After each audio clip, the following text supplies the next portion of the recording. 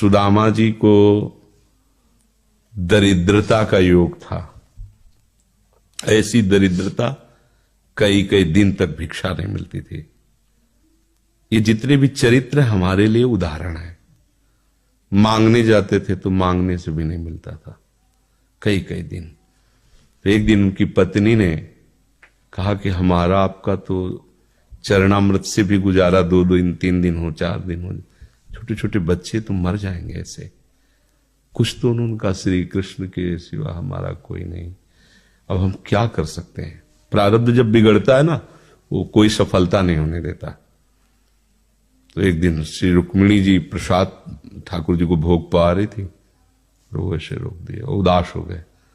तो उनका प्रभु ऐसी स्थिति हमने जब जब आपकी देखी, तो किसी भक्त को जब कष्ट होता है तब आपको ऐसे देखा है। कौन सा भक्त है और क्या कष्ट है? तो का एक सुदामा नाम के हमारे मित्र हैं, कई दिन से भोजन भी उनको, प्रभु आपके मित्र और मैं आपकी दासी, महालक्ष्मी का अवतार रुक्मिणी, आप हुक्म कीजिए, लोक लोक की संपत्ति वहां। बोले उसको चाह नहीं है,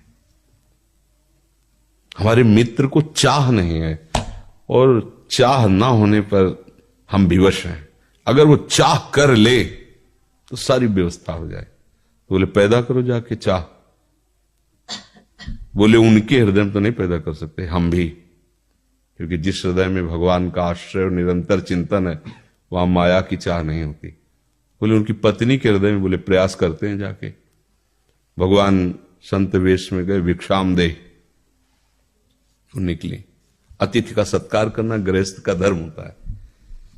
हाथ जोड़ा और कहा हम असमर्थ हैं, आपको भिक्षा नहीं दे सकते। क्यों? बोले हम अपवित्र हैं, हमारे ऊपर सूतक लगा हुआ है। किस बात का सूतक? हमने एक पुत्र जन्मा है। तो ठीक है हम 10-12 दिन बाद आ जाएंगे। बोले नहीं, आजीवन अपवित्र रहेंगे। तो ऐसा कौन सा? बोले दरिद्रता रूपी। विद्वान की पत्नी है तो ऐसे उनका दरिद्रता रूपी पुत्र का जन्म, अर्थात सीधे ही कि मैं नहीं दे सकती या देने योग्य नहीं, ऐसा न कहीं उनका, मैं अपवित्र हूं। तो उनका दरिद्र कैसे हो सकती हो? जिनके पति के मित्र द्वारिकाधीश भगवान श्री कृष्ण है, वो दरिद्र कैसे हो सकता है? एक बार कहो ना अपने पति से। चले गए। जो सुदामा जी आए तो उन्होंने कहा कि देखो आज एक अतिथि आए थे, उनको मैं कुछ नहीं दे पाए, मुझे बहुत कष्ट है कि मेरे पुत्र और आए हुए अतिथि का भी हम स्वागत नहीं कर सकते, उनका भरण आपके मित्र द्वारिकाधीश प्रभु